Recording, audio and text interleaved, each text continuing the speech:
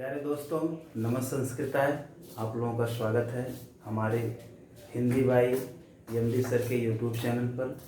जैसा कि हमने कल की वीडियो में आपको बताया था कि संस्कृत को हमने बताया था कि संस्कृत किन किन शब्दों से मिलकर बना है, इस चीज़ को हमने आपको बताया था। और आगे जो हम आपको पढ़ाएंगे इसी से रिलेट करके आगे हम पढ़ाएंगे। तो देखिए, हमने कल आपसे बताया था कि बच्चों कि जो ये संस्कृत है सम उपसर्ग से मिलकर के, क्री धातु से मिलकर के और इसमें त प्रत्यय लगा हुआ था, इससे मिलकर के बना हुआ था। तो इसी को आपको ध्यान देना है कि यह उपसर्ग हो गया, यह आपका धातु हो गया और ये प्रत्यय हो गया। इस चीज को हम कल आपको बता दिए थे। तो कुल मिलाकर के आपको हमने बताया था कि संस्कृत जो है सम उपसर्ग, क्रिया धातु और तप प्रत्यय लगने से बना हुआ है। चलिए आगे की तरफ हम देखते हैं। इस चीज को हमने कल आपको बताया था।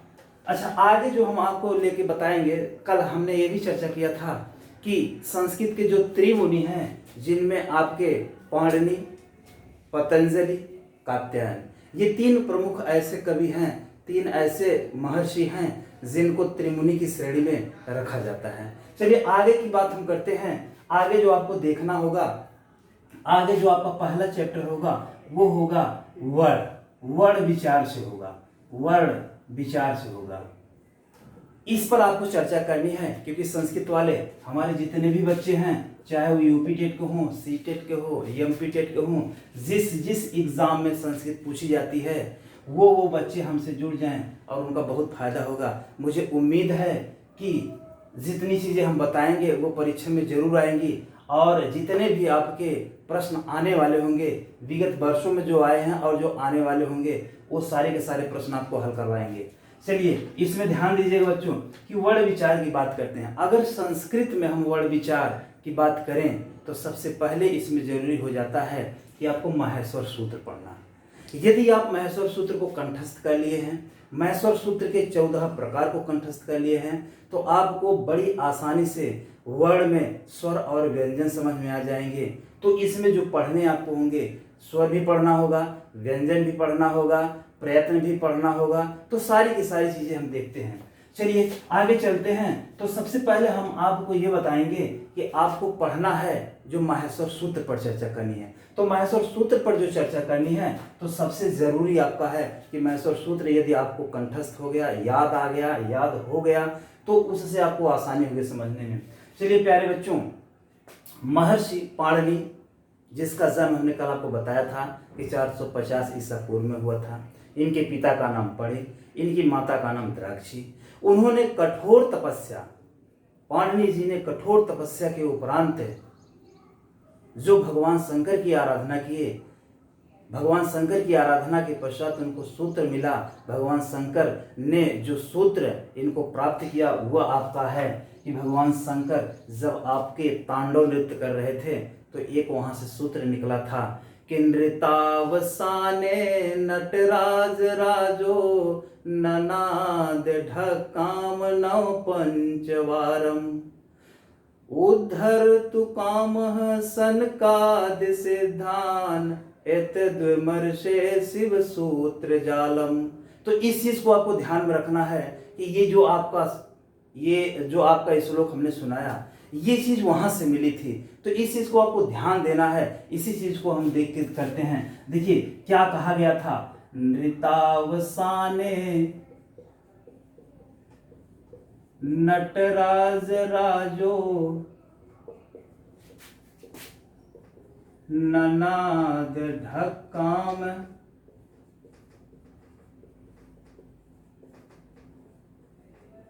नौ पंचवारम उद्धरतु कामः सनकादि सिद्धान इत त्विमर्शे शिव सूत्र जालम।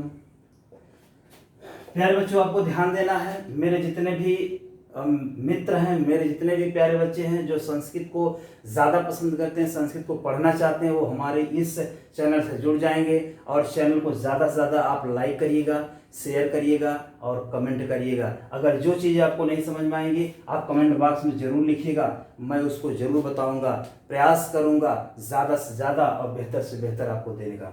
चलिए देखिए, ये जो आपको प्राप्त हुआ था, ये भगवान शंकर की आराधना के पश्चात पाणिनि जी को प्राप्त हुआ था। तो पाणिनि जी इसको पढ़े तो बताया नृतावसाने, नृत्य के अवसान के बाद, मतलब शंकर जी जब नृतावसाने, जब वो एक नृत्य किए और उस नृत्य का नाम था तांडव नृत्य। जब तांडव नृत्य कर रहे थे तो उसी के पश्चात ये चीजें प्राप्त हुई थी। नटराज राजू भगवान शंकर, ननाद आवाज, ढक्काम डमरू, नव पंचवारम, संस्कृत की गिनती है बेटा, 9 और 5 ये दोनों जोड़ेंगे तो आपका हो जाएगा 9 5 14। यही 14 सूत्र आपको पढ़ने हैं। इसी 14 सूत्र को यदि आप कंठस्थ कर लिए तो आपको आसानी से वर्ण में स्वर व्यंजन सारी की सारी चीजें आपको मिल जाएगी, कोई दिक्कत ही नहीं होगी।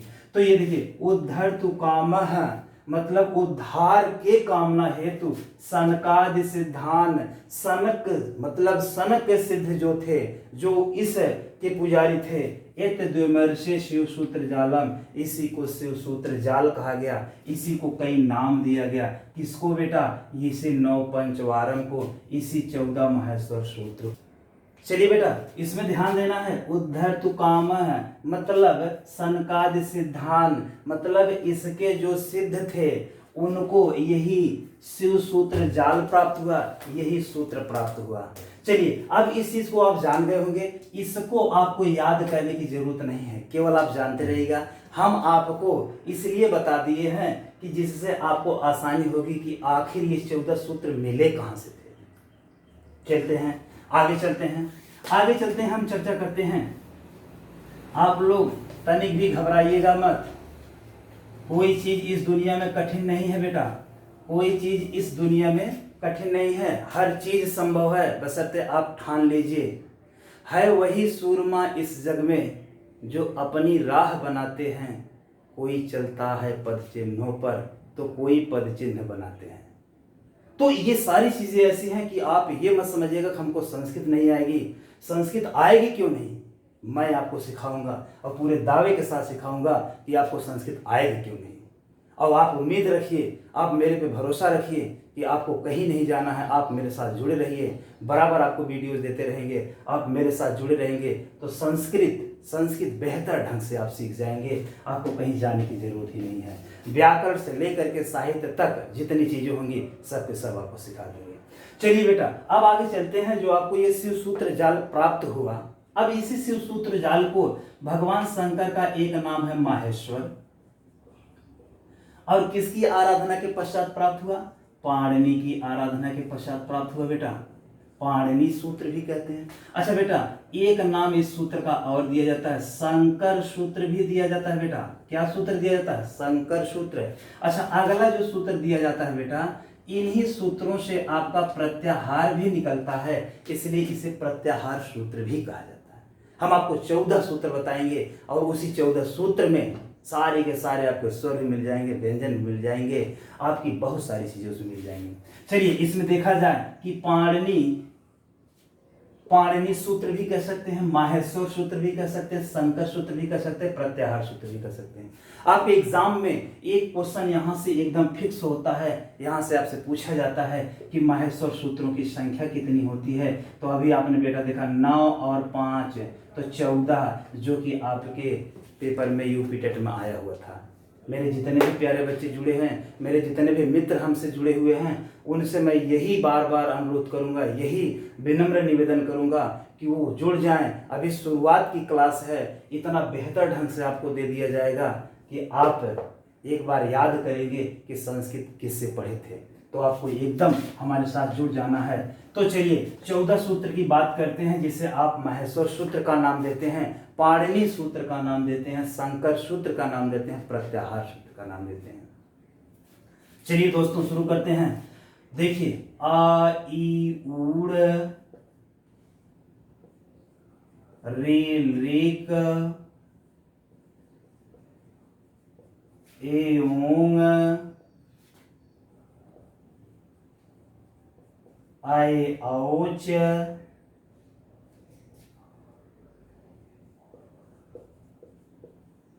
है वरट, लड़, यमगणनम, झभई, घटधस, जबगढ़धस,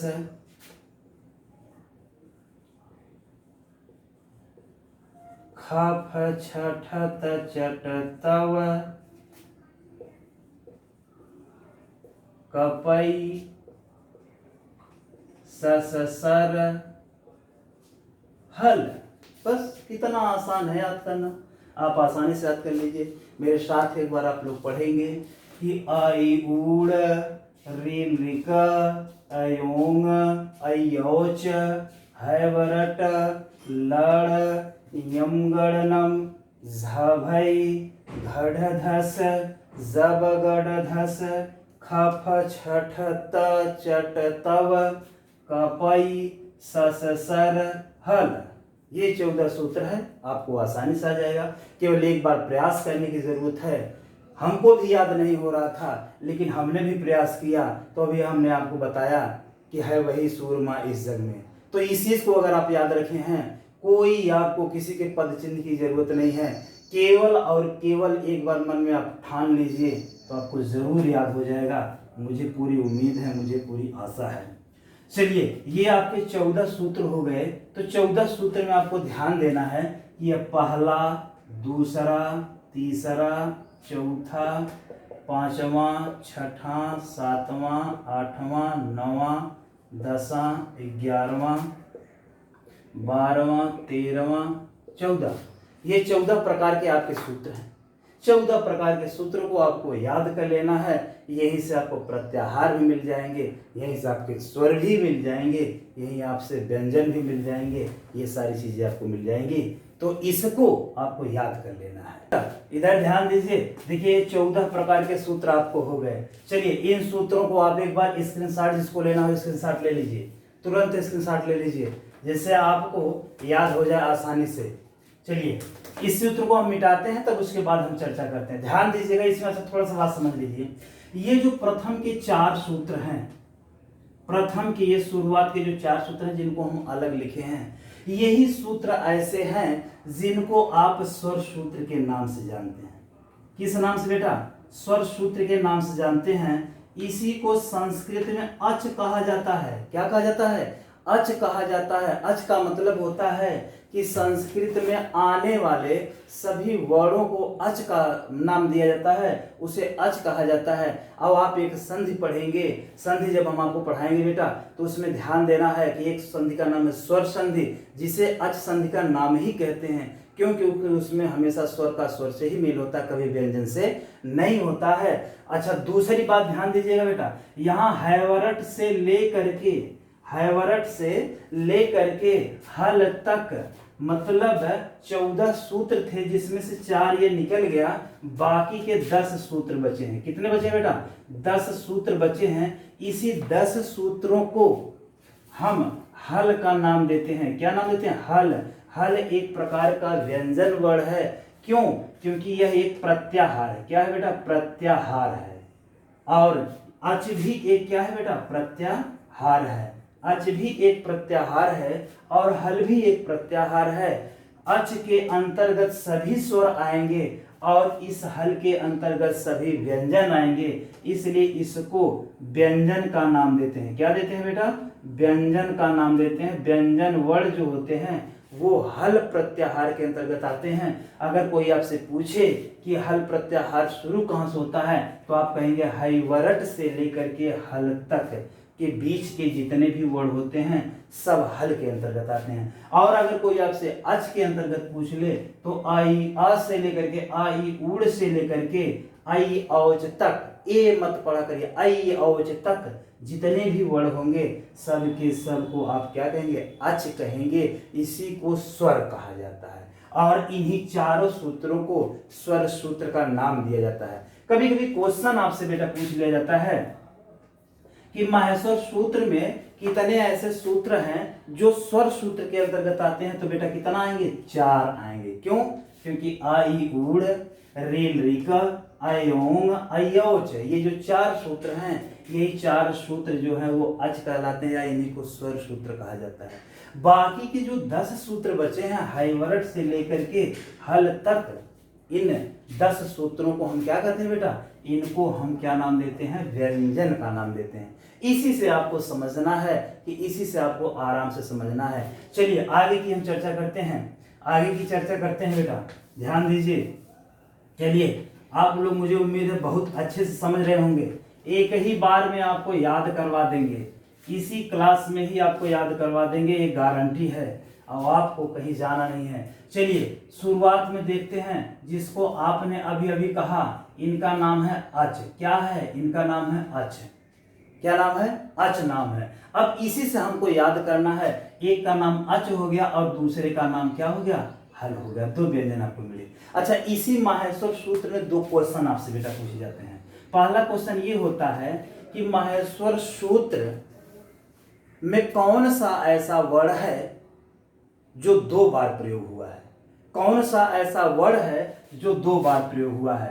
तो 2 बार प्रयोग होने वाला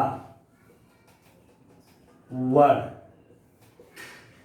2 बार प्रयोग होने वाला वर्ण बेटा, एक बार हाइवरट में आया हुआ है हा, और एक बार हल में आया हुआ है। इसलिए हा एक ऐसा वर्ण है जो आपके माहेश्वर सूत्र में 2 बार प्रयोग हुआ है। चलिए बेटा अगले क्वेश्चन की तरफ चलते हैं। अगला क्वेश्चन आपका कैसा बनेगा इस माहेश्वर सूत्र से। माहेश्वर सूत्र ये क्वेश्चन ये बनेगा, तो पहली बात तो ये भी एक क्वेश्चन बन सकता है कि माहेश्वर सूत्रों की संख्या कितनी है। माहेश्वर सूत्रों की संख्या कितनी है। अगर संख्या की बात करेगा तो आपको अभी अभी आपने गिना कि 4 स्वर के होंगे और 10 आपके व्यंजन के हो जाएंगे, 14। चलिए अगला क्वेश्चन बेटा क्या बनेगा। अगला क्वेश्चन ये बनेगा कि इसमें ध्यान देना है, माहेश्वर सूत्र के अंतिम वर्ण, मतलब प्रत्येक सूत्र के अंतिम वाले वर्ण को हम इत संज्ञक वर्ण कहते हैं। क्या कहते हैं बेटा, इत संज्ञक वर्ण। जैसे आ ई उड़, ये लिख दिया गया। इस सूत्र में आ ई उ,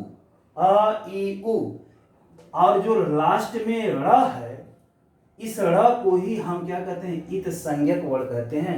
या इसी का नाम एक और दिया जाता है, हलंत्यम वर्ण दिया जाता है। हलंत्यम वर्ण दिया जाता है। क्या दिया जाता है बेटा, हलंत्यम वर्ण दिया जाता है। और माहेश्वर सूत्र में इस वर्ण की कोई गिनती नहीं होती है, इसकी गिनती नहीं की जाती है, इसकी गिनती नहीं की जाती है। तो इस चीज को हलंत्यम भी कह सकते हैं और इत संज्ञक भी कह सकते हैं। अच्छा, इसको क्यों हटा दिया जाता है।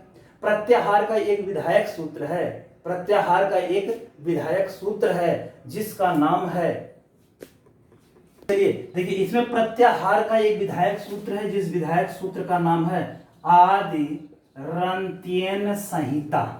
आदि रंत्येन संहिता से एक सूत्र, ये विधायक सूत्र है, इससे एक सूत्र निकलता है जिसका नाम है तस्य लोपः। क्या है बेटा, तस्य लोपः। इसी तस्य लोपः से ही हर माहेश्वर सूत्र के हर अंतिम वाले वर्ण का हम क्या कर देते हैं, लोप कर देते हैं। क्या कर देते हैं, लोप कर देते हैं। और माहेश्वर सूत्र का अंतिम वर्ण इत संज्ञक वर्ण होता है, और जब हम गिनती करते हैं तो उस वर्ण की गिनती नहीं करते हैं। अच्छा चलिए अगली बात करते हैं बेटा। तो आपको ये समझ में आ गया होगा कि इत संज्ञक वर्ण कौन से होते हैं। प्रत्येक सूत्र का अंतिम वाला वर्ण जिसपे हलंत लगा होता है, माहेश्वर सूत्र के अंतिम वाले वर्ण पर हलंत जरूर लगा होता है। क्यों, क्योंकि उसकी गिनती नहीं की जाती है। चलिए बेटा अगला चलते हैं, हम इसमें देखते हैं कि तीसरा क्वेश्चन इसमें कैसे बनेगा। तीसरा क्वेश्चन ये बनेगा कि आपसे पूछा जाएगा कौन सा इत संज्ञक वर्ण है जो 2 बार प्रयोग हुआ है, जो 2 बार प्रयोग हुआ है। तो आप ध्यान दीजिएगा, एक बार बेटा ध्यान दीजिएगा, आ ई उड़, एक बार यहां हुआ है, और एक बार जब आप लिखते हैं लड़, क्या लिखते हैं, लड़, तो एक बार यहाँ हुआ, एक बार यहाँ हुआ। इसका मतलब है कि ड़ जो है यह इत संज्ञक वर्ण है जो 2 बार प्रयोग हुआ है।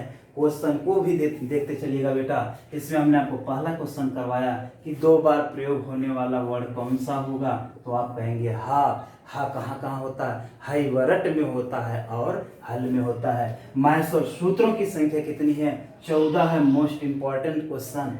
और तीसरा जो क्वेश्चन बनेगा, कौन सा इत संज्ञक वर्ण है जो 2 बार प्रयोग में आता है, तो आप ध्यान दीजिएगा अड़ा। और एक संज्ञक वर्ण की चर्चा अभी अभी हमने आपको बताया कि प्रत्येक सूत्र का अंतिम वाला वर्ण इत संज्ञक वर्ण होता है। इस चीज को बखूबी आपको ध्यान देना है। चलिए आगे चलते। इतनी चीजें तो बेटा आपको समझ में आ गई होंगी कि ये जो चीजें हैं कि महस्वर सूत्र से संबंधित थी, इतनी चीजें आपको याद हो गई हैं। ठीक बेटा, चलिए आज की वीडियो यहाँ तक है। कल की वीडियो के लिए आपको, कल की वीडियो में आगे की जो टॉपिक होगी, आगे की टॉपिक जुड़ेगी। यहीं तक ये वीडियो। शुभ संध्या, नमस्कार।